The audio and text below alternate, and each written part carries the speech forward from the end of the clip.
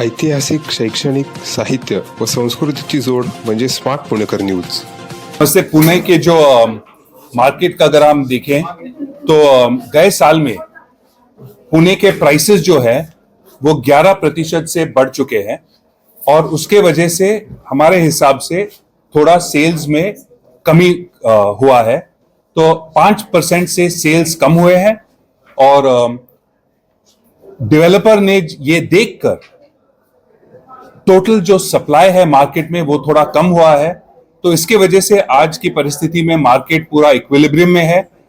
दूसरी जो महत्वपूर्ण बात है कि जो गए साल में अगर आप देखें तो अफोर्डेबल हाउसिंग और जो कम दाम के जो घर है उसका डिमांड कम हुआ है और इसके रिस्पांस में डेवलपर ने जो बड़े साइज फ्लैट्स है, लग्जरी के जो फ्लैट्स है वो ज्यादा लॉन्च किए हैं। वहां प्राइसेस ज्यादा बढ़ चुके हैं, वहां डिमांड है ज्यादा और वहां सेल ज्यादा है। तो ये दो मेन जो बात है इस साल गए साल की जो डेटा देखें तो उसमें एक तो प्राइसेस बढ़ गए हैं और उसके वजह से थोड़ा सेल्स कम हुआ है और लग्जरी का जो सेक्टर है वहां बहुत पॉजिटिविटी से सेल्स हो रहा है, सप्लाई बढ़ रहा है। तो ये मार्केट का ओवरऑल सिचुएशन है। बजट सेगमेंट के बारे में आप बताइए, वहां सेल कम हुआ है और लग्जरी में बढ़ रहा है, उसकी वजह आप बताइए। देखिए बजट सेगमेंट में जो सेल्स कम हुआ है वो अफोर्डेबिलिटी की वजह से है।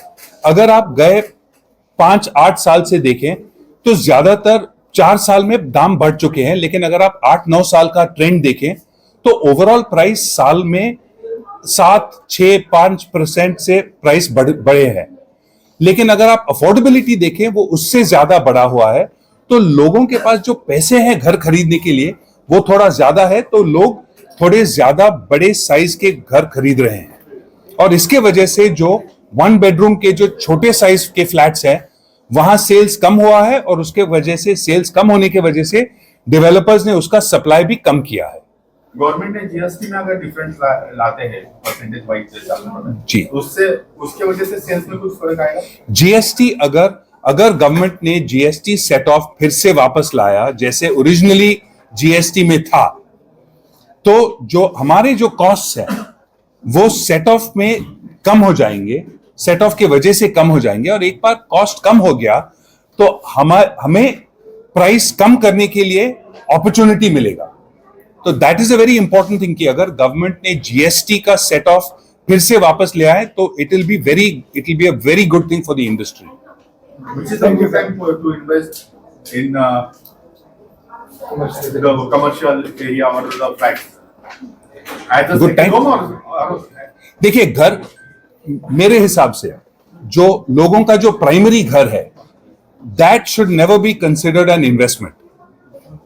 ओके, एक बार आपका घर हो गया, आपको रहने के लिए घर मिल गया, आपका शेल्टर हो गया तो that is not an investment. हाँ, उसका प्राइस अगर उसका दाम अगर बढ़ता है तो खुशी होती है, लेकिन हम वो बेचने के लिए नहीं खरीदते हैं।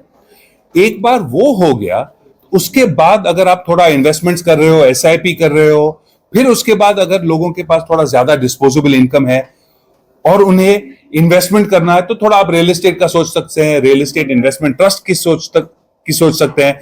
फिर कमर्शियल प्रॉपर्टी का ऑप्शन है, रिटेल प्रॉपर्टी का ऑप्शन है, स्टॉक मार्केट का ऑप्शन है।